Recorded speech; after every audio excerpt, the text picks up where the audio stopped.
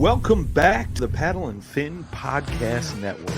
We're brought to you by Pelican, built tough for all situations. Go to pelican.com. Yak Gadget, for all your fine kayak fishing accessory needs. Go to yakgadget.com. Eastport Marina, on the beautiful shores of Dale Hollow Lake, for all your lodging, kayaking, and fishing needs. Go to eastport.info. Now let's get this show started.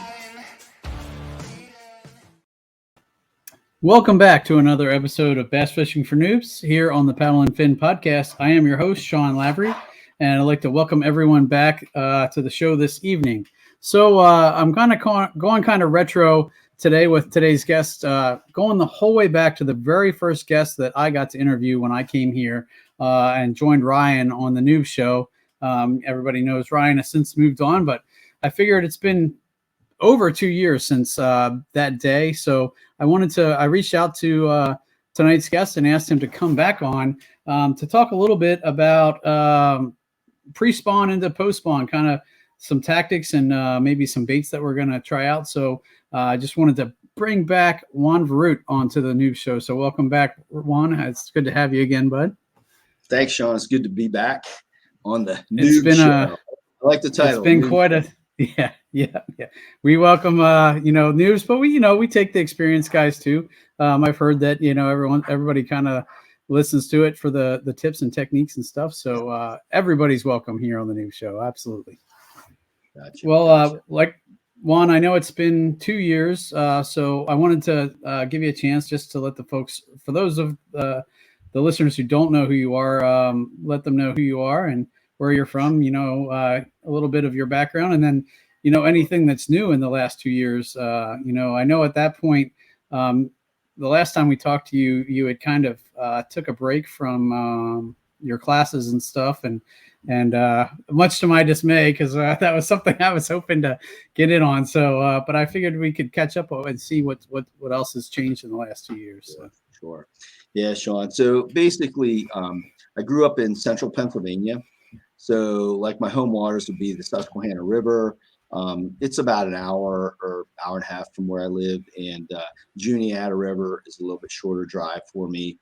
And then I've got some smaller smallmouth bass waters close to me. And I've been fishing since I was, 6 years old. and really, I've been really a student of the sport. I've always trying to figure it out and problem solve and so forth. And so eventually I kind of worked my way into kayak fishing, and I've taught kayak anglers. I was a certified kayak instructor and also a licensed fishing guide in Pennsylvania for over a decade. And I taught kayak anglers probably for 2 decades now through my classes that I've designed on river smallmouth bass fishing, through different video projects. Everybody kind of knows Jeff Little, if you know river fishing, and he and I did a huge video project back in the day on kayak fishing, basically a 4-series DVD thing, and and a lot of YouTube content, all aimed at teaching anglers. I've also written for magazines, print magazines like Kayak Angler Magazine, been published there numerous times, usually about at least once to 3 times a year. I'll have an article in there. And I've also contributed to books on kayak fishing as well. So I've been contacted by folks writing books and published books that, for parts of, content, things like that, images. And so I've been lucky enough to be able to do those kind of things too. So my history really is the teaching. And I love to teach anglers. That's really what I enjoy doing. I am a licensed guide, but I never really guided that much. Most of what I did was design fishing classes and taught fishing classes, done seminars all over, from here to out to Salt Lake City. So I've also done a bunch of live seminars as well. So I've got a lot of. I've been lucky enough to partake in a few of those seminars. So, and I think the last time we had you on, that was kind of what we covered. One of the things that I saw in your seminars, and that was kind of following winter habits and finding those wintering holes and stuff. Yeah. So definitely tons of good information out there. If the listeners can, at the end of the show, have you shout out your social media, and we'll let the folks know where they can find all that great info. We just had Jeff Little on maybe a month, 2 months ago, maybe. And so he definitely highlighted some of those videos that you guys put out there and talked about that a bit too. So. Yeah, it's been a lot of fun. Like I said, I enjoy it a lot, Sean. And there is a video that I've done on YouTube. I did a seminar years ago for Green Top down in Richmond, Virginia, and I videotaped that 2-part seminar, and it's excellent. And so that could be a good kind of thing to listen for at the end of the podcast here, to jump over to that YouTube video, watch both those videos. I've gotten a lot of really positive feedback on it. It's really helped people like immediately like have success on the water. And that's really what my classes are about. It's like, what are the things I can teach that are going to provide a base for an angler to work from and use their own style to apply to it as well. So it's not about saying this is exactly how you have to do something. It's giving anglers certain concepts, and they master those concepts and they build on them with their own styles and so forth. And so that's really what my classes were all about. So that's why people like them too, because they can apply their own style to it. So you wanted to talk about pre-spawn smallmouth, and really to me, like fishing for pre-spawn river smallmouth and post-spawn river smallmouth is very similar in terms of location and where those fish are going to be. And so you do though have to change your tactics. It's the fish change their mood after they spawn, and so you're going to have to use different tactics. But I think that understanding how to locate pre-spawn bass, smallmouth bass in rivers is also going to help anglers understand where those fish are going to be after they spawn, because the big females, and that's really kind of what I focus my efforts on in the spring, is the big females. I mean, it's easy to roll up on a shallow spawning area and pull a bunch of buck bass, off the beds and so forth. And I know that you and I have talked about this just briefly, but I'm not a big proponent of fishing for bedded bass. I just don't, honestly, I have more success not doing that. I can understand if you're on a lake or something like that, where you're really, trying to fish a tournament and it's allowed and you do it, right? I mean, you do what you need to do to win the tournament and you do it. I try not to do that because I honestly feel like I am more successful in pulling big females, fishing other areas that are not the actual spawning beds, because they're only up there for a very brief time to lay their eggs, and then they're gone. You know what I mean? Once they spawn, they move up, they spawn, they move back. The males stay there all the time, right? But the females are cycling in and out. And so I really want to target those bigger females that are cycling in and out. And I feel like there's a better place to head them off at the pass, really. And so that's what I talk about. When you're looking to locate, and I'll use some examples from past examples and my experience on the river, plus I'll use some examples even from just like 2 weeks ago when I was catching, pre-spawn river smallmouth. And I'll send you a picture of one of the, I caught a couple really, really nice fish, but I caught more than that, but a couple nice ones. The picture fish, I had a good picture fish, but I caught a bunch of other ones. But when you're looking for pre-spawn smallmouth bass and post-spawn smallmouth bass, the first thing you want to do as an angler is try to locate what I would call primary or major spawning areas. Okay. So you want to like kind of look at your river and say, where are the areas that are 1 to 3 feet deep, that are current protected to some extent, and have that gravel bottom, that substrate that the smallmouth need to spawn. And when you find big areas, and a lot of times when you're on your home river, you're cruising through areas and you see the fish there, right? Like year after year, you kind of know where those like big spawning areas are, and you see the beds, fanned out and stuff like that. Those are the kind of places, if there's a lot of activity there, a lot of times it's because it's a prime spawning area, right? And that means there's going to be the prime smallmouth there that want to spawn there, right? The bigger smallmouth, the ones that really are going for the best spawning areas, right? It's like, smallmouth, the biggest smallmouth take up the best feeding locations, right? The biggest smallmouth go to the best spawning locations most of the time, right? Unless there's some kind of pressure that moves them to other places. I mean, we can debate those kind of things, but I would say, again, general template, right? General template for success is find those major spawning areas. Once you've done that, what you want to do is look at the water around those major spawning areas in close proximity. I would say within sight, right? So we'll just do something easy within sight of that major spawning area. What I'm looking for is deeper areas that have low current. So that are current protected. So some examples of that would be, and I just fished this pattern this past weekend. It worked like a charm. Boulders, submerged boulders in 6 to 8 feet of water. So you got your spawning area in 2 to 3 foot of water generally. Again, we can debate whether they spawn deeper or not. They do, but generally speaking, and then look off of there, you want to find major current breaks where the fish can be out, the big females can be out of the current, but still close to it so that they can feed. I also call those like they're pre-spawn locations, but they're really feeding stations because that's what the females are doing when they're going that pre-spawn mode, which right now we've got a little bit of everything, pre-spawn, spawn, and post-spawn probably in Pennsylvania based on my last trip to the river. And so you want to find those major current breaks. And so you're looking for things that could be above the surface, right? Or it could be things below the surface. My last pattern I fished last weekend were boulders, big boulders below the surface. You can use the electronics to find those. And I find electronics in pre-spawn river bass to be useful because of that. Or like what I do is the other thing I did, is I can use my feel for my lures because I've been doing this long enough. Like I can tell if there's gravel, sand, mud. I mean, literally, whether I'm bouncing off, chunk rock or whether I'm hitting big boulders, like I can kind of tell what's down there a lot of times just by feel of my crankbait or something like that. So you're finding those major current breaks within, I would say, sight, just using an easy marker of those big spawning areas.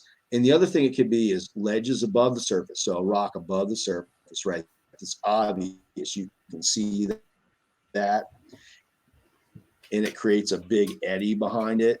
I'm not really looking at those little pockets a lot of times. You want something big and pretty expansive because what they'll do is they'll move to the edge of that current like they always do. And they'll sit there just out of the current and they'll just wait for that food to come by in the spring. They'll wait for the minnows to come into that break or whatever, crawfish to move around. They're in there just eating and eating and eating, getting ready to do the spawn.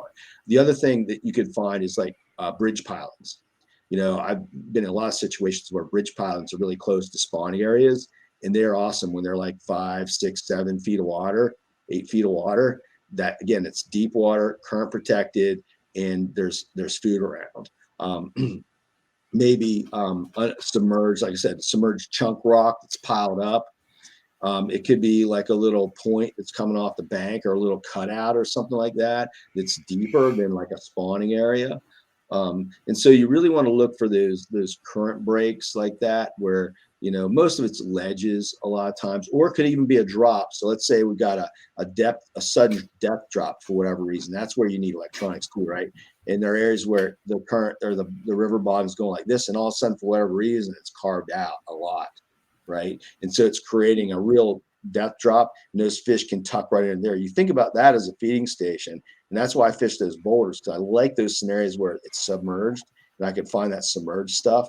Because honestly, those fish are there in the current break and there's an eddy line above them, right? There's water flowing above them. What does that do? It rains food down on them. Minnows come up over the top of that. They hit that, they hit the current line, they come down in and they feed on them. Crayfish coming across the top of the water, hit that and drop down into that pocket. So those are like, I love submerged stuff that I can find that's close to spawn areas. I think those areas are overlooked by anglers because they just don't think of the river in that way.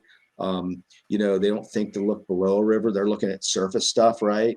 And so I was going to say, I think a lot of the anglers are going to focus on what they can see versus something that they might have to dig a little to find. That's right. And sometimes whenever I'm looking at a spawning area, I do have electronics, but I know that water is like 8 feet, 9 feet deep at the most. I will literally go with my electronics and zigzag it and try to locate and mark things.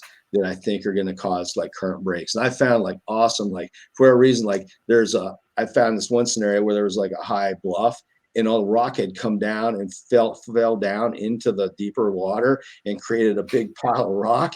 And those fish were literally just tucked right in behind that. When you find a place like that, you can't necessarily see that on the surface either if it's really deep. But if you can find something like that, man, it is like money. And that's one of the things I do in the river too. The river I was fishing this last weekend, it literally had some mud bank. And I looked visually at the bank to see what the substrate, like what the boulders were like, or it was a mud bank. And a lot of times, like in those mountainous areas in Pennsylvania, I was fishing like a really narrow river that was really steep sided. And a lot of it was mud. Right. So, but when I came to an area that looked like a good spawning area along the bank where it had some rock, I also looked at the bank to see if there was big boulders or big chunk rock, because I know that typically extends down into the river a little bit. Right. So I'll be able to find that substrate. And again, I'm throwing a crankbait, so I'm feeling that too, right? Okay, I feel that rock, and so I really slow down. So you want to locate those feeding stations, whether they be visually on top. You can see it's a big current break on top, a piece of ledge, whatever, or whether you're using your electronics or using feel to find that stuff below, or visually looking at the bank and deciding there might be some boulders, or there might be some chunk rock that's going to be worth hitting and seeing that's close to those spawning areas. So that's really the key, honestly. Once you can do those things, once you can find those feeding stations, those kind of hold up spots before they move up in there, you are right on pre-spawn spots. You know what I mean? You're in the money. You're in the money. And if you're close to the spawn, man, the big females are going to be there.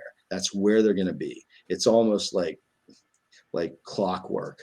And the other thing that happens too, like once they move up and they spawn, they'll drop back to those same locations again. So you have two whacks at them. Like you can literally, like when I was last weekend, I literally caught, I knew there were a female with eggs, right? And I literally caught one that looked like it had spawned a little bit.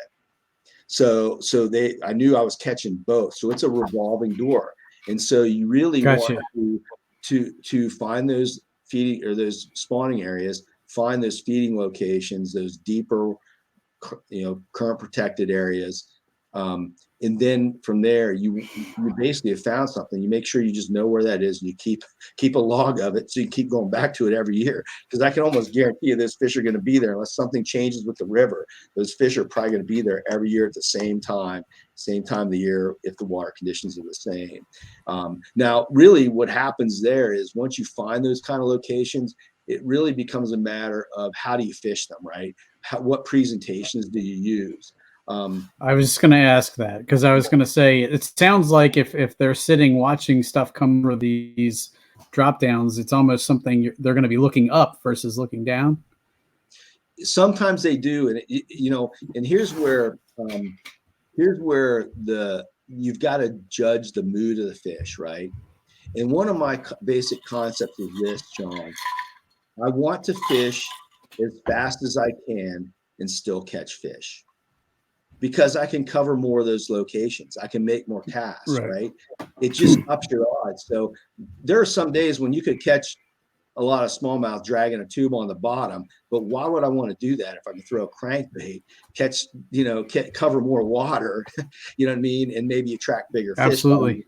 Crankbait, you know what I mean? So you want to fish as fast as you can on those spots so you hit more spots. And I'll give a comparison, like my buddy that I was fishing with, once I found a spot, like when I saw that I found spots with boulders or whatever close to spawning areas, I would really slow down on those areas, not slow down with my bait, but really blanket it, right? And then when you catch one fish, I can almost guarantee if you catch a nice female in a pre-spawn spot like that in one of those feeding stations, there's more in there. I've caught as many as 3 smallmouth over 20 inches off of one bridge pilot, wow. Basically like right in a row.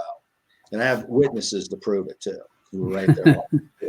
And one of them was a police officer, so he won't lie.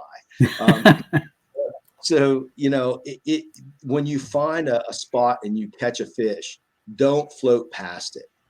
You know what I mean? Like when you find those boulders like that, don't do yourself a favor and fish it, right? So I slow down, I go back up, whether I got to paddle up or whether I'm using my torpedo motor, I'm going back up and I'm going to cover it again, right? Maybe with the same bait.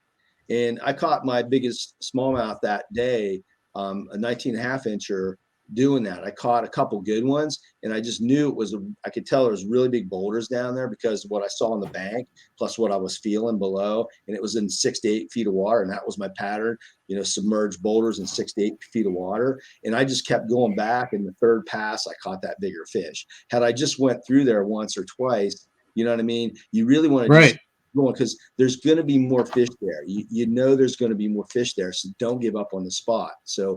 So when you catch one, stay on that spot is what I would say. Stay on that feeding station. And the lures that I use, honestly, I want to fish. One of the things I use a lot in pre-spawn is going to be a crankbait. I actually did a video for Wilderness Systems about this. It'll be coming out soon. They should be posting it on their social media. And you still there, Sean? Yeah, I'm still here. I just made you big so that they can see you. All right. It's always good to be big, man. It's always good to be big. So this is one of the crankbaits I use. I love to use crankbaits in pre-spawn for both pre-spawn and post-spawn smallmouth. It's good for feeders. It's good to elicit, that reaction strike. And it also allows me, like in that 6 feet of water or boulders I was fishing, allows me to deflect it off of that and really get on bottom. You talked about them looking up. That's not necessarily all, the case. Like I would say that on the day I was fishing those fish, if I wasn't really hitting bottom, I wasn't going to catch anything. If I was 3 feet over the top, I would not catch anything. That was just the mood of the fish. So one of my favorites is the crankbait. And then what I do is, this is my muddy water crankbaits here, real dark on top and a red kind of orangish stripe on the bottom. You see these bills here? In a river, what I want to do when I have a favorite crankbait, that I have confidence in, like a color or a type of crankbait, get it in two different configurations. Like this is up to about 4 feet. This will go like 8, maybe 9 feet if I'm really, working hard with it. And really, you want to tie one on each one of your rods. Like you want to have 2 rods tied, the shallow run on one, the deep run on the other, because some of your structure that you want to fish is going to be shallower. Some of it's going to be deeper. You know what I mean? So some of my boulders were shallow, so I switched to this. Some of my boulders were deep, so I switched to this because I was going to ask you about that. Yeah, exactly. Because I was going to say, a lot of times in the river around here, I run a square bill, and I was going to say I can't hit bottom on 6 to 8 feet with a square bill. So that's right. That's right. And another trick you could do if you want to get a little bit more depth, like say I'm fishing, even my deep runner. I really think anglers, I did a whole video about this for Wilderness, 2 of them. Anglers, when you're getting a good color that you like, and I'm not going to dive into like what's the best color, I have some general rules of thumb. Number 1, in muddy water and spring, use dark colors to create a silhouette. But make sure you have some kind of orange or red or something on the bottom, some brighter color, because watch this. Gives you a flicker. Predators are programmed to see something that's different. Back in the days when we watched Wild Kingdom on TV, right? Why did the lion attack that one injured gazelle? I was looking at that video and I couldn't tell that gazelle was injured, right? Until the lion's running it down, like, hey, there's something wrong with that leg. Predators are trained to see something that's different, and that's like this is like an attractor, right? So my muddy water baits do this, and anything for green water to clear water, just natural, whatever's in the river. You know what I mean? Or if you believe that chartreuse is the way to go, or whatever, like you have confidence in it, have at it. But what I'm saying is your tool has to hit bottom in the spring. And so your crankbait has to be able to hit bottom. So if you lose contact with the bottom, say the bottom drops out real quick and you lose contact, you can take your rod tip and dip it in the water, down into the water, and you're still okay. And you can get another 2, 3, 4 foot out of it that way. And you can make contact with the bottom. And I didn't make that up. I think I got that when I was a little kid watching Rick Clunn crankbait fish in a tournament. That was one of the things that he used to call it kneel and reel, because he used to kneel on his bass boat to get extra depth when he lost contact. And so I didn't make that up, but that's an old school trick. So when you have that, because Sean, I will tell you that if you weren't making contact that day we were out there, you were not going to catch fish. I mean, like you were going to get like the odd off thing, but literally you just weren't going to get them if you were like up off the bottom at all. So I usually start with a crankbait. You can use jackhammers and stuff like that. But the thing is, again, pre-spawn, a lot of times because of the water conditions and so forth, those fish are going to be feeding close to the bottom. They're not going to be coming up off the bottom that much. Again, sometimes they do. All right. Sometimes, especially when the water's warming up, they're getting super active. But a lot of times they're liking that food easy to get because they're trying to conserve energy. That's the way Mother Nature made them in the pre-spawn. And so you want it to be on the bottom. And so you got to really be hitting bottom with the crankbait. So if you're going to use jackhammers, things like that, you want to be making sure you're patient enough to be getting it on the bottom. Because if you're running through the middle of the water column or too high up in the water column, you might not get bit. Again, there are days when they'll do it, but I'd say day in and day out, you're better off dragging the bottom with that. So I try to do crankbaits. The other favorite in those locations is actually a spinner bait, and I like black spinner baits in the spring, especially when it's muddy. Again, I use chartreuse when it's clear to green color. I call it green colored water. But like, here's one of my favorites. This is a spinner bait that's probably close to a half ounce maybe, and it's got a Colorado, and it's got, you notice my thing here for muddy water, again, a chartreuse strip in there. Again, just a little bit of something to flash a little bit. And then I'm using a twister tail trailer on it. You can use like a paddle tail. I think that, those components are like most important. This single blade in muddy water, more compact. You notice that's a short arm, more compact than muddy water. And then, like I said, black to give a silhouette, and some kind of trailer to create more, lateral line, because the fish are going to use their lateral line more in muddy water. But even in green to clear water, I use this in the spring. And one of the reasons I use it's really compact. And here's the thing. When you're fishing those, like, say you're fishing behind a big boulder, it's even on the surface, and you have this this really deep pocket, like 6 or 8 feet pocket, you can take a half ounce spinnerbait like this or so, or 3/4 ounce spinnerbait. And instead of just casting it and winding it through that area, what I do with that is I do a lift and drop. I will lift my rod up and pull it up off the bottom, and then drop my rod tip all of a sudden through that area, lift again. Like you just have to like get a feel for the timing, and I let it drop to the bottom, and then I lift again, let it drop to the bottom. Some people call it a yo-yo. I call it a lift and drop. And that is, again, using this tool, I think in the way that gives you the best possibility of success in the spring. And here's why. If I just pull that spinnerbait through that current break, my contact, my time in the area where I believe it's fish is a lot lower. Even if I'm slow rolling it through there, my time in that strike zone is a lot less. If I do my pull and drop, that thing's not making a lot of progress forward. It's coming up, down, coming up, down. You see that? It's literally staying in that strike zone and working that strike zone later. It takes a lot of discipline to learn how to do it, but I've caught I got photos of so many fish I've caught doing that lift and drop. It's just it's a money presentation when you know that those fish are like really zeroed in on those feeding stations, and you just want to keep that spinnerbait in there. Can you just throw it out and slow roll it across the bottom or run it through the middle? You can. And if it's going to work, honestly, if I'm getting bites doing that, I'm going to do it because I fish a lot faster, right? Right, right. This is a good tool to have in your presentation kit, because I find that day in and day out in the spring, because of the variability, it gets cold, right?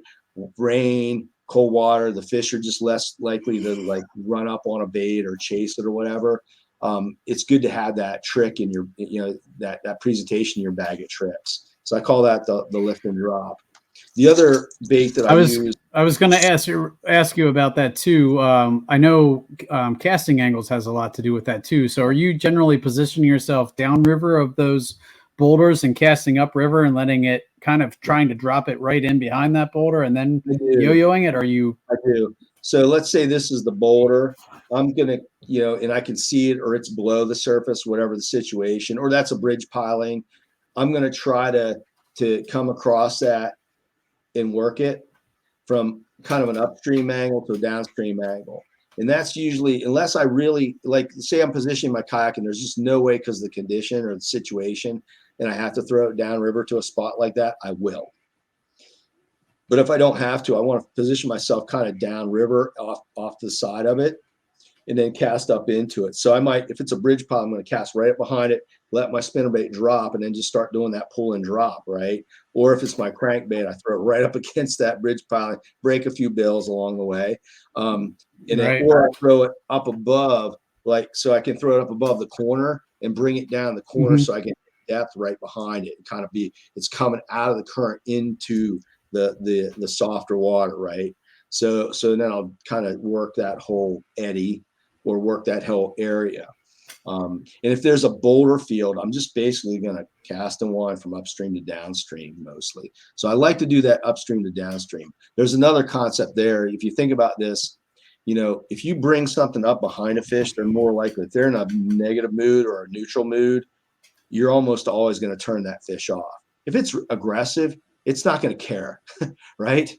But if I'm throwing to neutral to negative fish and I'm doing that to them all the time, I feel like you have a lot less success rate. And I've seen in clear water that work itself out, right? In clear water, I got a fish that's negative, spooky or whatever. I throw behind it, bring something up, and it goes, right?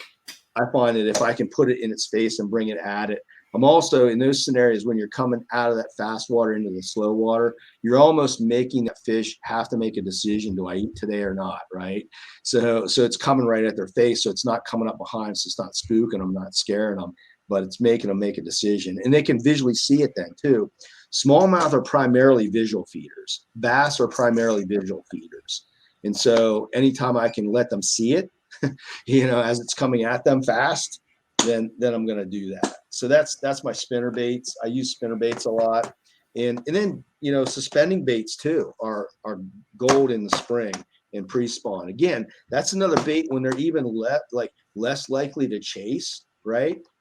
That maybe I can throw like a suspending jerk bait, and I'll show you. So this is a big perch one. Are there any perch in any of the rivers that I fish? No, but they just like, for whatever reason, it's just different. They seem to like it. Again, you can go with like contrasting colors and muddy, natural colors and clear. But this is, a Lucky Craft suspending. I think it's like a 78 or whatever they are. I can't even remember anymore. I just buy them. But they suspend. And this is another thing you can hang in that strike zone when they're not as chasey, right? They're not willing to chase things down. And you can hang that in a strike zone. So those are what I would call like more power fishing baits. That when the fish are willing to come up like to middle water column or in that bottom third or up to the middle, that fish will chase it. The other hard bait I use in spring is going to be a rattle trap. And that you can yo-yo the rattle traps just like you do the spinner baits. You can run it hard through the middle of the water column if they're willing to come up and hit it. You can also really slow it down and just bump bottom with these too, because they're heavy and they get down real easy, right? You'll get frustrated. That's actually what I was throwing yesterday and did okay with it. I was throwing a crawl colored one yesterday, but it definitely, and I was trying to feel, I wasn't feeling the bottom a ton, but every once in a while I just doop, doop, doop, I could feel it like bump, bump. So I knew I was generally pretty close to the bottom. So question, Sean, when you felt it hitting the bottom, when was that when you got strikes, or did you get strikes up in the middle of the water column? Mostly on the bottom yesterday. Now I had a few small bass hit it almost as soon as it hit the water. But I caught an 18 and a half and a 14 and a half. Yeah. And you caught them. And they were all correct. Well, relatively deep. I mean, it maybe 5 feet. So Yeah, um, that's below like 10, general spawning depth. So they were probably off the beds and probably behind something. So your observations there are really important in spring, right? So to me, what that says is I've got to be on bottom. I've got to be if I want to catch the bigger fish, which is what I talked about earlier, I got to be off the spawning area in some kind of current break that's under the water someplace, and that really, then what I would do from there is say, okay, that's part of my pattern, right? That's part of my location pattern. And then what I want to do is look at my presentations and say, well, I'm catching them on this rattle trap. What if I threw a crankbait? Because remember, a crankbait, Sean, is a little bit slower. And right. if you can get one that dredges bottom, like you were doing with the rattle trap when you were having success, maybe just a little bit slower is going to work better. Maybe not, right? But maybe it works better. Maybe you end up catching more fish or bigger fish doing that. So as anglers, we have to like put those pieces together. And that's a lot of what I taught in my class. It's like observations are key. In being able to make those kind of observations are there differences between being a good angler and a great angler. Being able to let the fish tell you what you're going to do. Another thing that this past spring, just to give you examples of that, my buddy who was fishing with me, definitely, he didn't have as much success as I did. And he would come over I said, come over on my side of the river, because I thought maybe there was a difference in substrate and I was finding more stuff. And really what was going on, honestly, was that when I came to a spot where I know it met my pattern, 6 to 8 feet, boulders, a really big chunk rock, I was literally like making more casts, right? And I was like just basically trying to like make a cast like every foot of that thing, right? And multiple times. And I would go back up and hit the same thing again, if I kept getting bites. But when I wasn't feeling that stuff or wasn't seeing evidence of that boulders, I was still casting, but I was moving just in case there was an odd boulder that I, wouldn't notice would be there, but I was Right. mostly moving fast. And then when I came to another place where I could feel that substrate again, feel those boulders, feel those big chunk rocks, like basketball sized chunk rocks, and they were in 6 to 8 feet of water, I was slowing down again. And not by slowing down, that means like slowing down my bait. I mean, like I was just making more casts and making sure my pack was moving slower and coming back up to it again. So those are the things like observations that you need to make. It's like, this is the kind of substrate I'm fishing on. This is how fast my lure is making. Then, and I probably would have said, okay, rattle trap's doing pretty good. What if I yo-yoed it? Would I be able to get deeper with it? What if I, again, threw a crankbait, that maybe goes a little bit slower through there and kind of deflects more through there? And maybe that's going to draw more strikes, maybe bigger strikes too. And that thought had crossed my mind, and I was wondering a couple other things, because where I fish is right by a couple big bridges, and so and it's like a mile wide right there. So I have bridge pilings, maybe 20 of them, and I kind of concentrated on the first 3 closest to shore. Those happen to be in my stretch the shallow bridge pilings. So I'm wondering if I would have went out a little further and tried some of those other ones, if it would have been more productive, because I didn't find any at the bridge pilings, but I also didn't fish the deeper bridge pilings. I fished mostly the shallow ones. So, and that's a great thought, and you were thinking the right way, because I've seen scenarios where you want to be on the deeper bridge pilings, not the shallower ones. The fish, for whatever reason, aren't going up into that shallow water, even though that might be closer to their spawning area. They're for whatever reason backing off to those deeper bridge pilings. Usually they'll do that when the water conditions are changing, like water levels are rising. For what they like, I've noticed in pre-spawn, they usually gravitate to that deeper structure, or the water's getting colder. They'll move off that shallow. I've been out teaching a class. One day we're out on bridge pilings, and they were the shallow bridge pilings catching tons of smallmouth. The next day, you'd swear there wasn't a bass there, and I really don't think there was. But what happened was we moved to the deeper bridge pilings the next day in like about 8 feet of water, and guess what?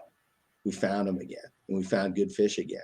So, and if I just fished those same bridge pilings the next day and just thought they were there, we wouldn't have caught anything, because we weren't catching anything. it was like almost panic mode. Like, we're not getting anything, you know, they were here. They gotta be right here. They just moved a little bit for whatever reason. What happened was actually it rained. The water was coming up a little bit. And I think the water got in those shallower bridge ponds got too pushy for them. Like it just, you know, because they're pre-spawn, they're trying to be like very conservative with their energy. Again, they're not thinking that, but that's the way Mother Nature has wired them, right? They want to be in the best possible scenario. And what they end up doing, because it was getting pushy and there was a lot more billowy current in those shallower ones, they had moved to the ones that really you could see that it was a real good current break for them. The water was a little bit slower in that area too. And so they felt more comfortable in that kind of in those bridge pilings there. So that's a great example. Yeah, you should back off to the deeper ones. Yeah, definitely. So you might have to. And I think that's where you really, in spring, you have to play around with your speed of your lure. You know what I mean? Like a lot of, and what I mean by that is like how fast it's coming at you, right? So you know, maybe I can, like I said, maybe I can throw a spinnerbait out and just reel it in and we're going to catch fish, right? But maybe I got to yo-yo it because that's the right speed and it's the right action, right? This crazy up and down stuff. When they get really, you know, you find times in pre-spawn or even post-spawn when they get really lethargic because you get a cold front, you get rain, things get really muddy. You know, I'm going to still try to fish with my hard baits and, you know, the baits I just showed you, but I'm also going to have a repertoire of other baits on hand. And here are my 3 spring soft plastics for when it gets really tough. So this is a predator crawl by Fit Lures. And this right here is pretty awesome. This weight system they have, I highly recommend. Really snag resistant, very versatile. And I use this on a number of my soft plastics. It's made by Fit Lures, and it's basically you can Texpose rigs plastics with it. It's super snag resistant. Even when was teaching my classes, hardly anybody lost any baits. And when you got a bunch of noobs out there not losing baits, you know it's a good thing, right? So it's like a sled. Basically. Is that the Flutterhead? Yes. Yeah. Okay. I thought the last time you were on, you mentioned them, and I actually bought quite a few of them. And you're right, they really are snag proof or snag resistant, I'll say. Yeah, they're definitely snag resistant. The cool thing about them is like you can use them like this, dragging on bottom. So this is one of my things. Again, depending on your river system, I got a crayfish here. It's kind of blue tint because that's Susquehanna, right? Blue tinted crawfish. But I also have black for muddy water. You know what I mean? I got some green for the Juniata River. When they get really finessey, this is a Chili Willy. So in the spring when it gets really tough, and it's made of a plastic that floats. So this bait will actually do this every single time. It always stands up. And then this little paddle tail just kind of is a tantalizing thing. And you could use like a Ned rig or, a 5-inch worm or 4-inch worm, 3-inch worm, right, to do this. So there are different tools, but the idea is to get something finessey on the bottom that stands up though, like so they can get it, so that it's kind of visible. Like I think it's important for anglers to have something that stands up when they're finessing because it stays up off the bottom. And again, if this tail's in that current, you don't have to do anything. I call that passive action.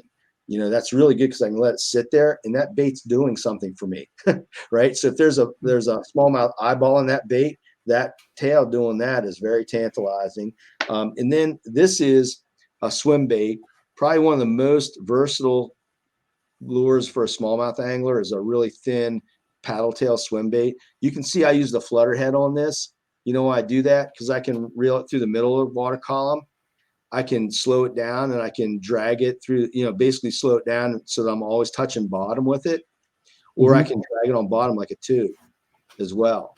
So I can use this bait in a bunch of different ways at a bunch of different speeds. So it's probably one of the most versatile baits. I should do some videos on this. So those are my more finessey baits. And you can use like Ned rigs and all that stuff. This is just my favorite stuff because I feel like they're a little bit more versatile and they offer a little bit different look to the fish that I found to be, like I explained, I found to be pretty useful and triggers strikes. So I might drag that stuff on the bottom when it gets really tough, especially post spawn. Small is great. You know what I mean? And so if I know I'm on those spots I talked about earlier, those feeding stations, and I know that I'm really dealing with mostly post-spawn fish, I'm definitely going to throw some crankbaits in those areas just to see if I can make something happen. But I'm always going to follow up with some of these baits too. So that's the other thing too. You want to follow up with those baits. And I would say this, like when you're in post-spawn or pre-spawn and you're on what you think is a really good, feeding station, throw a bunch of lures at it. There are times when I do that where I just know in my head that this is like a prime, spawning area. And this is like the only 2 feeding stations close to that. So there has to be fish there. So I'm just like, they got to be here. And so I'll literally throw the kitchen sink at them. Mostly this stuff, right? I'm not going to like dig up all kinds of crazy stuff, but I'll mostly throw this stuff at them, and I'll throw everything at them until I catch a fish. And then it's game on, because then I know what they're eating. Right.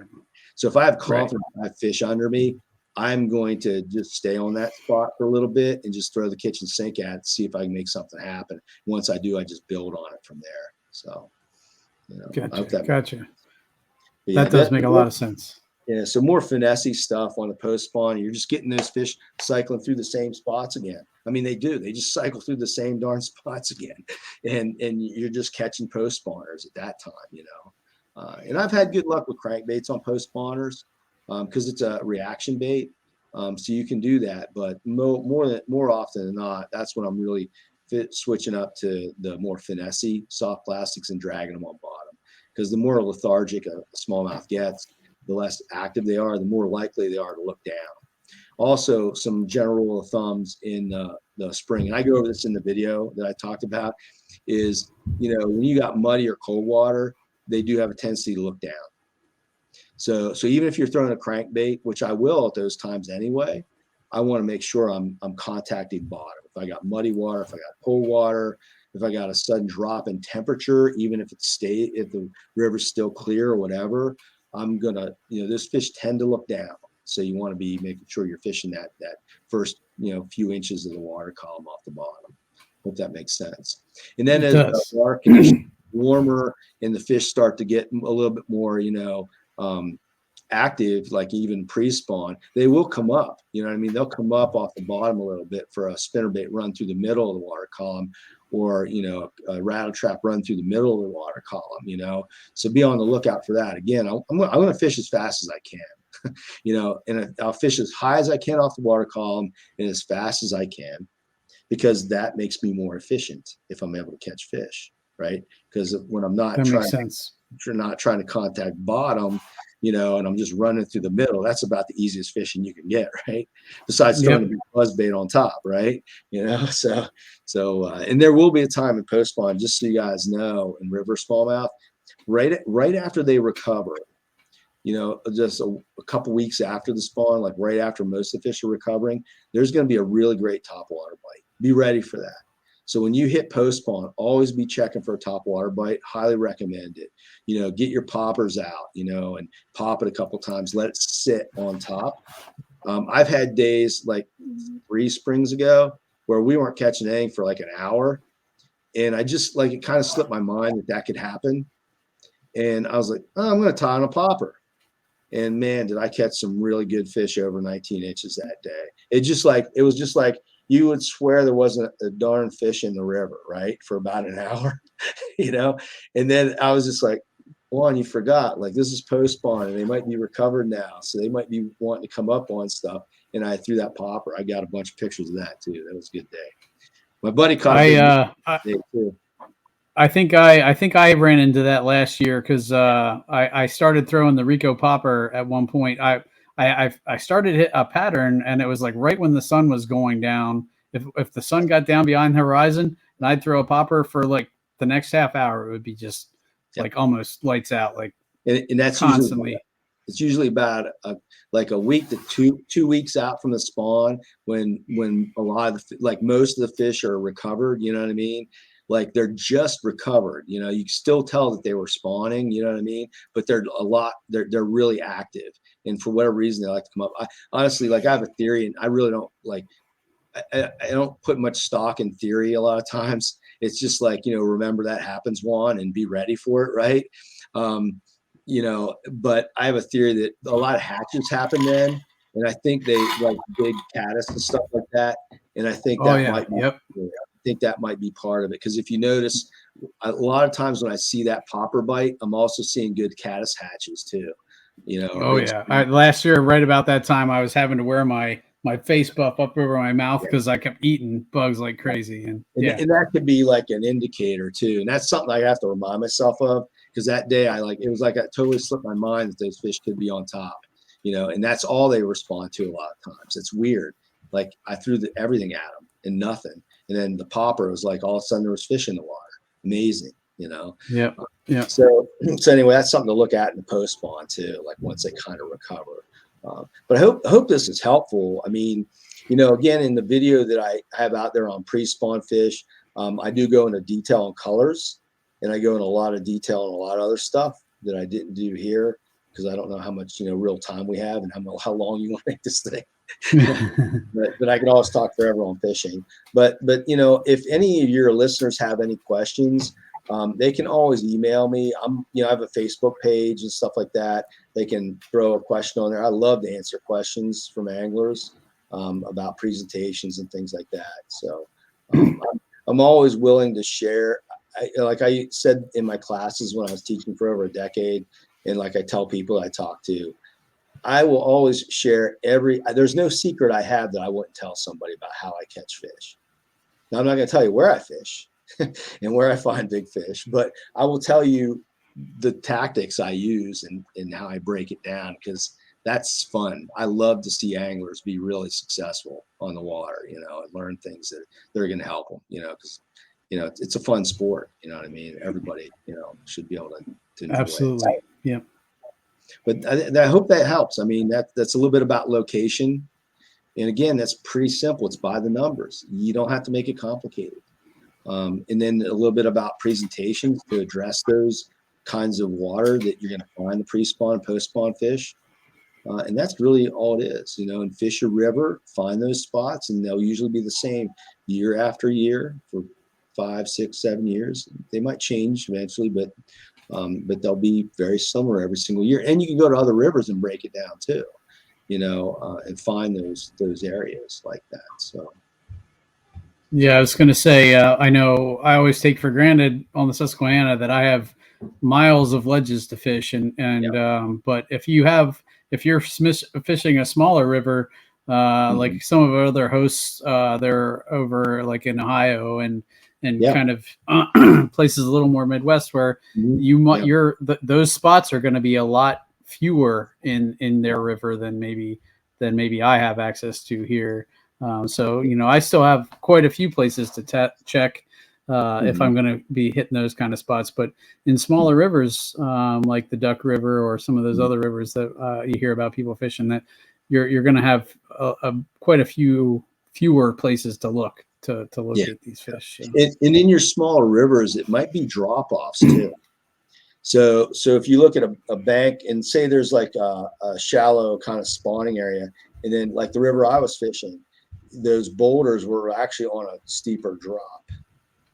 So it could be, because that is enough, especially if the drop has like some irregularity to it. There's places for the fish to tuck in there. And so if you're in a river that doesn't have a lot of, boulders or anything like that, look for current depth changes, like really drastic current changes. Either, like I said about that bowl effect, right? So the river's coming down, it drops, the bottom drops out. Look for that kind of stuff close to the spawning areas, and look for maybe there is some, like, the bank comes down and then it's gradual, and then all of a sudden it drops like 3 feet off like that. They'll hug that, and that'll be their pre-spawn spot too. I've seen that many, many times as well. Because again, we tend to think at an angler like that's a drop, but that drop has this in it too, ripples, right?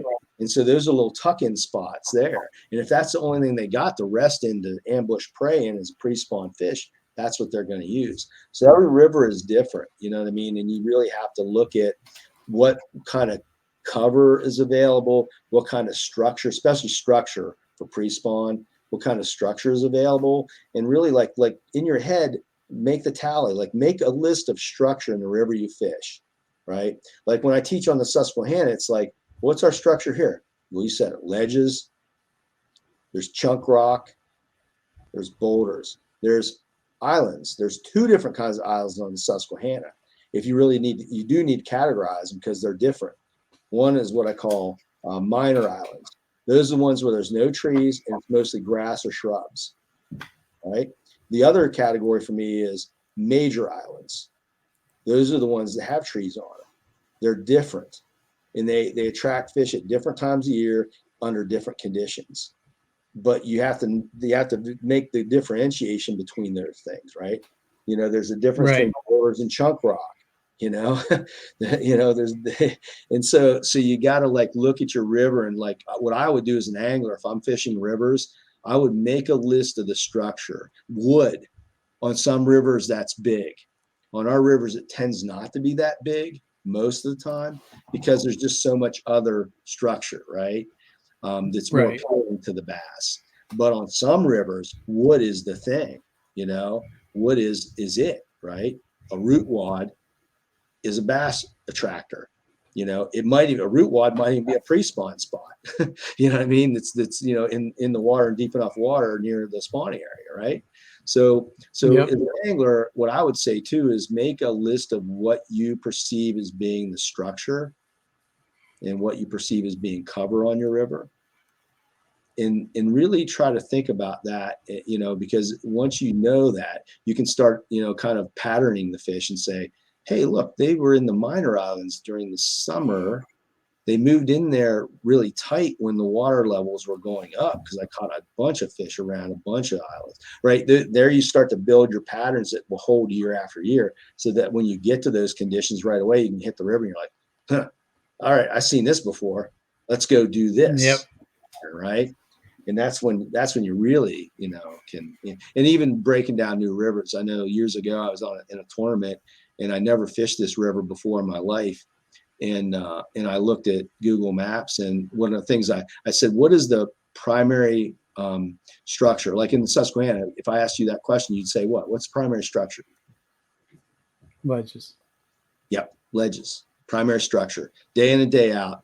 That's, if you want to look for fish, go find a ledge, right? And you will find some fish, right? And so I looked at that river, and it was actually gravel bars. And I actually won the tournament, and my partner who fished with me got second place, and we fished the same pattern all day, and we did really well. I knew when I was throwing back a fish, and one of the other tournament guys said, "Are you throwing that?" You know, it wasn't a keep, but I didn't measure it, and they were like, "Are you throwing that back?" I'm like, "Yeah, I already got one bigger than that." I knew that we would be up there pretty good, and we were like number 1 and number 2. Awesome. But it was a pattern on gravel bars because that was the primary structure, and then I just figured out how the fish were situated on that primary structure, which luckily we figured it out pretty quickly and made it pretty good. So anyway, nice. You know, think about your structure in your rivers if you're a river angler, and think about when your time of year when you're catching fish around certain structure and how they're relating to it. Think also about certain water conditions and where you catch fish, because it's not an accident they're there. They're there for a reason. And then that's when you can start duplicating it, you know, keep a log, you know, your water conditions, water flows and stuff like that. And if you do that for 2 or 3 years, you know, pretty religiously, you're going to build a repertoire of patterns that you can just use year after year after year. So, wow, that was a lot more than you probably want to know, huh, Sean? But that's perfect. You know, I've heard from listeners that they love it when, you know, we just pack in, you know, all that detail, because it just gives them so much more tools to go out and to try. And like you said, you know, that's not Susquehanna specific or Juniata specific. That those kind of things will work if you can locate whatever is in your body of water. You know, you can put those same things to use. So. I've fished for bass in a lot of states and a lot of different types of water, and really just identifying key structure and then going after it. You know, again, maybe there are these really minute that a local might know, minute patterns, right? That are really pattern on a pattern, spot on a spot. I mean, I can do that on Susquehanna. There's a spot, and then there's the spot on the spot. You know what I mean? Where it's concentrating fish for some reason under certain conditions, right? But in most places you can go, and I've done that. I make an inventory of all the structure and all the cover, and then I say to myself, let's methodically go through some of this stuff. And let's pay attention to where we're catching the fish, and then just keep duplicating that on this river. And I've done it in a lot of rivers I've never even seen before, and been able to catch fish. So. Well, it also, I think, helps you to eliminate water too, because, if you take a look at the Susquehanna, that's a lot of river. And if you're going to just go around and try and locate fish just by, luck, it's going to be a lot tougher versus if you know the spots to start looking and then you can move from there.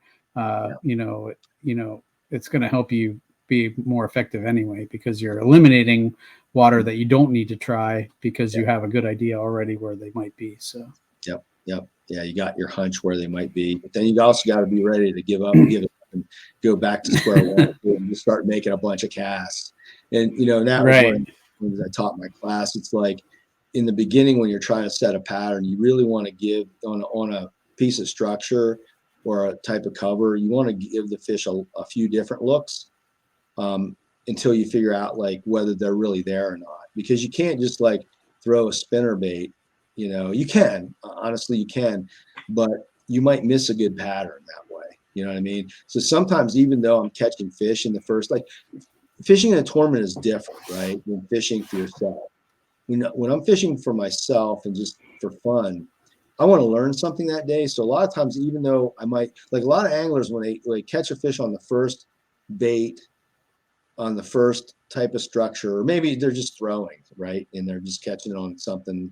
They're not even really paying attention to what structure they're fishing on, what depth, what current flow, substrate, all those details you really should be paying attention to. They'll catch fish and then just stick with it, right? But sometimes not changing means you're not going to catch bigger fish. You know what I mean? And so a lot of times, even though I catch fish, I might start to nail down the location by catching some fish. But then I start to fine tune my presentation and change up my presentation on those pieces of structure that I think or I know are holding fish to try to pull bigger fish. That's a big thing. Like, okay, now I'm catching fish on this structure. Can I change my presentation to catch bigger fish in some way? That might mean going bigger, maybe even going smaller some days, right? Or going slower some days, or going faster, right? So really there was I'm going to do a video on this, so I'm not going to give it all away, but there's a presentation I do with jerk baits that you can fish a soft jerk bait like a fluke in one way, but there's a certain way you can fish it where you can draw bigger fish. And I've had this happen in my class numerous times. If you fish it a certain way, like the way most people fish them, you will catch okay fish. But if you change it a little bit and you fish it a little bit differently, you actually draw strikes from bigger fish, and it does work. Interesting. It's probably one of my. I'll do a video about it. Like I said, I don't want to give it all away, but I will share it eventually here. But I want to do a really in-depth video on it, honestly, because I think it's a really powerful technique, and I've used it in my classes. I mean, the head of all the fish. Took head of all the trout hatcheries, like for the Fish Commission, took my class. He caught his first 20-inch smallmouth using that technique. And that day we had another guy catch his first 20-inch doing that same technique. So it's a soft jerkbait technique that's definitely different, but it draws big fish. So my point there is, honestly, Sean, is that when you find the fish, don't be happy just catching the fish if they're not the size you're after. Like, try changing up to see if you can. Maybe you need to fish more aggressively on top to get the bigger fish. Again, you just play around with it till you get something. Right. No, that makes a lot of sense. So I definitely look forward to hearing about that trick with the flukes and stuff, because I'm definitely interested in catching more 20-inch. I finally caught my first 20-inch smallmouth last year. That was, I think it was 20 and a half. So And that was probably 3 years of searching for a 20-inch fish. So definitely interested in catching more. But there you go. Awesome, man. Well, again, tons of good information. I wanted to give you a chance. Where can folks find these videos? What's the best place to look you up, and also your videos and your content? Sure. Videos on the YouTube channel is Juan More Fish, like one more fish. So my first name Juan, and then more, like catch more fish. So there you go. I'm looking at starting another guide business, and I think that'll be the name of it. And I'll start teaching classes again, so it should be pretty awesome. I probably will start next year though. Okay. And then my Instagram is Juan More Fish again, and all the videos are on that YouTube channel. So look at that. And then also I have a Facebook page that's Juan Veruete Fishing. So that's my last name, Juan Veruete Fishing. That's really the main thing: YouTube, Facebook, and then Instagram. If you just want to see some of the stuff, I actually put some tips on the Instagram too. I don't just like putting out pictures. I like to give a tip here and there and some insight into what I'm doing. So those are the major places. I'm sponsored by, been a long time Wilderness Systems guy. So I do videos for them. So if you want to see some of my videos, you can go over to the Wilderness Systems page too, because some of them I give to them. And then also Yakattack has been a long. I've been with them since they had the Visit Carbon Pro, was about the only thing they were selling. And love that company. Love Luther Seifers, man. He is an ingenious designer. And I got about everything they make I use. so it takes a lot to get me to put gadgets on my kayak, because I'm not a big gadget guy, but if I'm going to use something, it's something they designed. And so those in Fit Lures, I've been with them a long time. Those baits were designed with probably one of the best smallmouth anglers on the Susquehanna, just a super knowledgeable guy who passed away a couple years ago, but had sold the molds and so forth to this new company, Fit Lures, and so they're making the program, doing it the same way he was doing it. And definitely I really enjoy using their baits for smallmouth, and that's their specialty, is designing baits for smallmouth bass fishing. So those are my sponsors. You can see my articles on a good place to pick up some of my articles, or really good articles, would be on the Kayak Angler magazine, their website.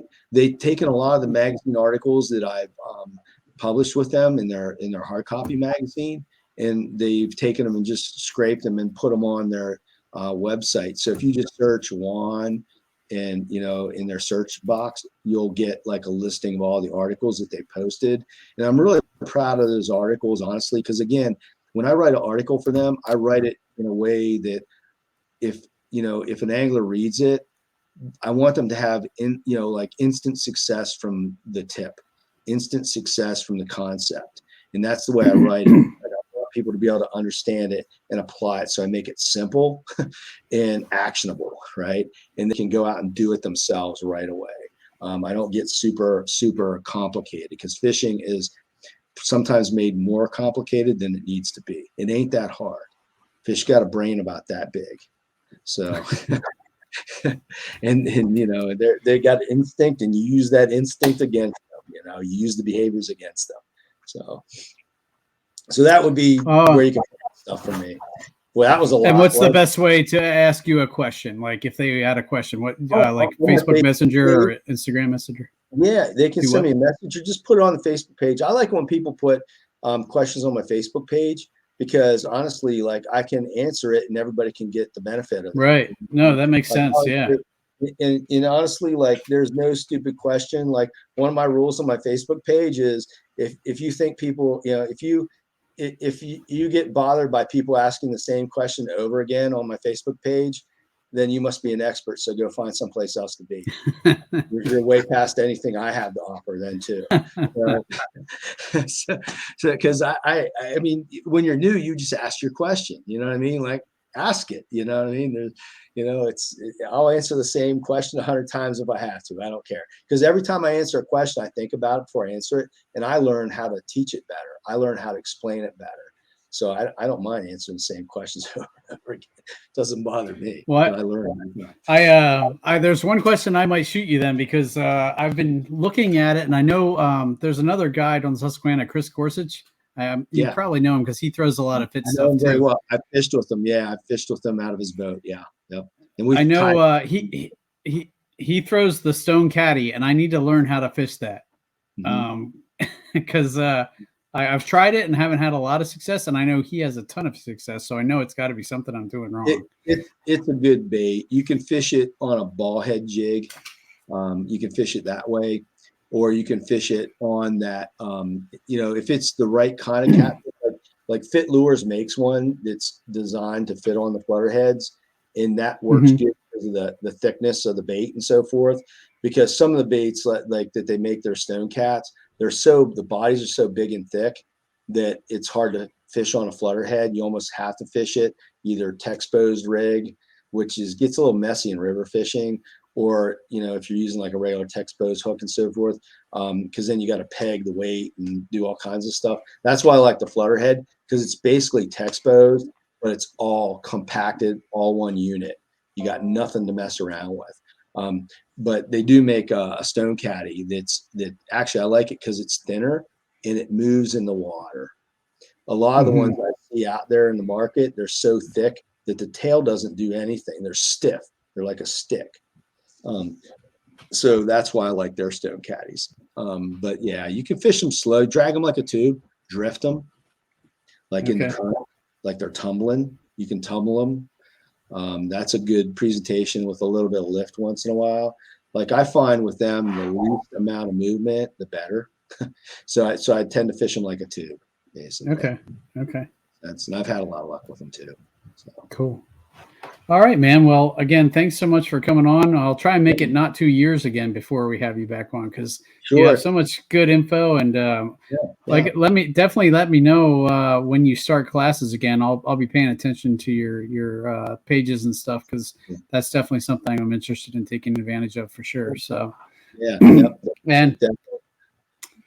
and I'll definitely be keeping an eye out for that soft plastic jerkbait article too, or video. So it's a good one. Trust me, it's a good one. You got to believe in it. It's a little bit out there, but you got to believe in it. As long as you believe in it, you're gonna catch them. You're gonna catch some big ones. It's a lot of fun. And if your listeners, if you take a poll and you want a certain they tell you a certain topic, I'd be happy to come on and talk about it. I like whenever people have a specific topic. Like today was great because it's very specific, and then kind of think through it and present it. But if your listeners send you notes and they want a certain topic on river smallmouth fishing, I can definitely do that. Or even in the fly fishing realm, because I do a lot of fly fishing for smallmouth and for trout. But for smallmouth in particular on the river, I'd be happy to do that stuff too. So whatever you guys got, I'm always happy to teach. Anytime I get a chance to teach a little bit and share some of my 50 plus years of fishing knowledge, I will do that. So. Awesome. All right, guys. Well, you heard it there. If you have a topic that you would like Juan to come on and talk about, drop it in the comments on any of our pages, and we'll definitely reach back out to him and have him back on. So, all right. Well, in the meantime, everybody go check out Juan's pages for tons of great information. Him and Jeff, like I said, they have that awesome series that it's like basically the Bible of river smallmouth fishing. If you want to go check that out, that is pretty much the best information you could really find, and it's all out there readily available. But definitely, check out his new pages, the One More Fish. Definitely give him some hits, and I'll make sure I post links to those in the show notes. So if you want to make it easy, you can just go down there and click.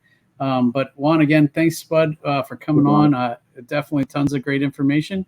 Guys, thanks for tuning in. And this has been the Bass Fishing for Noobs segment on the Paddle and Fin podcast, where we bring you the techniques, the tricks, and the tips to help you rip more lips. Thanks, Juan, and have a good night, everyone. Awesome, man. Thanks, buddy. Yep. See ya. Thanks for tuning in to another killer episode here on Paddle and Fin. Be sure to drop a 5-star rating, a thumbs up, or smash that subscribe button on any platform you're listening in on. Be sure to check us out on Waypoint TV, waypointtv.com. Make sure you sign up for the Fantasy Kayak Fishing League at paddleandfin.com/fantasy. You could support this show through Patreon, patreon.com/paddleandfin. Don't forget to check out the website, paddleandfin.com. Catch us on YouTube. If you got a question, comment, or want to see a future guest on the show, be sure to email us at paddleandfin@gmail.com. Shout out to our show supporters, Yak Gadget. You can check out all the fine kayak accessories at yakgadget.com. Pelican Professional. For all your cases, coolers, and lighting needs, go to pelican.com. Rocktown Adventures, your Midwest premier paddle sports destination. Go to rocktownadventures.com. Eastport Marina, the beautiful destination on Dale Hollow Lake. If you're looking for lodging, kayaks, kayak accessories, or anything fishing related on the beautiful Dale Hollow Lake, go to eastport.info. And Jigmasters Jigs. When in doubt, get the jig out. Go to jigmasters.com and fill your tackle boxes today.